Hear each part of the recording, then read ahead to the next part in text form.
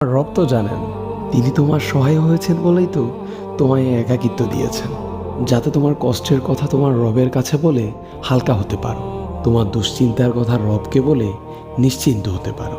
হে ব্যথিত হৃদয়, তুমি কি জানো না তোমার রব যে অসম্ভবকে সেকেন্ডের মধ্যেই সম্ভব করতে পারেন? তাহলে একাকিত্বকে তুমি কেন ভয় পাও? যে একাকিত্ব তোমায় বারবার রবের দিকে নিয়ে যায়, রবকে স্মরণ করিয়ে দেয়। হে ব্যথিত হৃদয়, কষ্ট পেও না, শীঘ্রই তোমার রব তোমাকে এত দিবেন যে তুমি সন্তুষ্ট হয়ে যাবে। ফি আমানিল্লাহ। আবারও আমাদের একতরফা কথা হবে নতুন কোনো ভিডিওতে। ভালো থাকবেন। আসসালামু আলাইকুম রহমতুল্লাহ।